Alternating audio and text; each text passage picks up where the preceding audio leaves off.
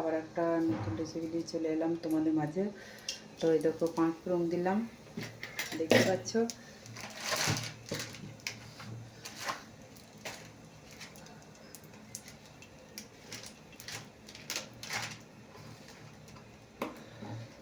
ফোড়ন তো নয়,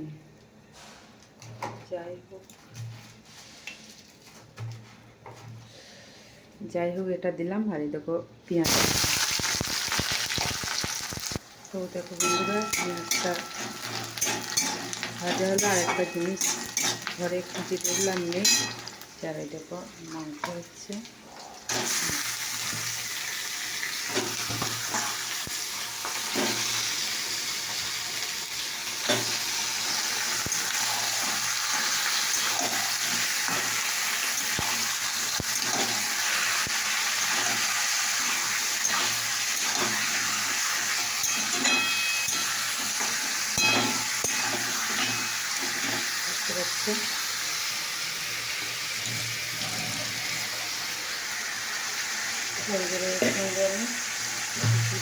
দেখতে থাকো।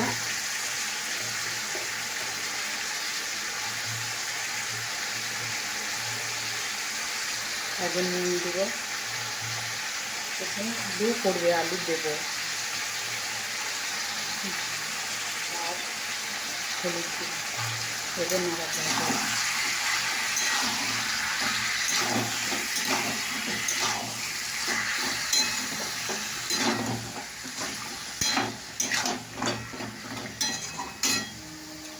তোমরা দেখতে তো দেখো বন্ধুরা, দেখো আমি এখানে আলু সবই দিয়ে দিয়েছি।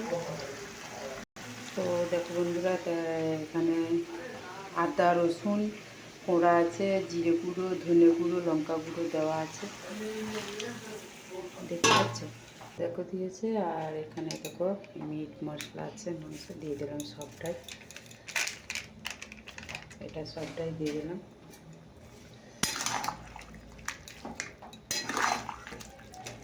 তোমরা দেখতে থাকো আমি কীভাবে রান্নাটা করছি। তো দেখো বন্ধুরা কীভাবে হচ্ছে।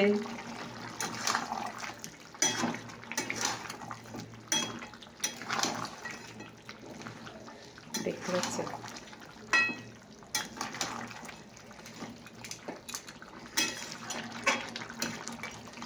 আলু দিয়ে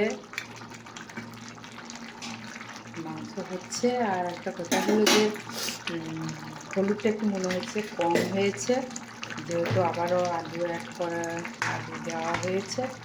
তো সেই কারণের জন্য আমি একটু হলুদটা দিলাম, বুঝেছো বন্ধুরা।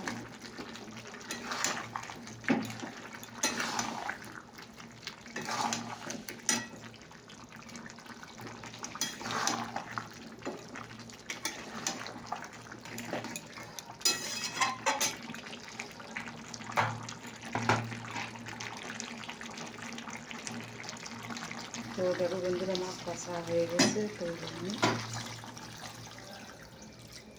জল ঢেলে দিলাম।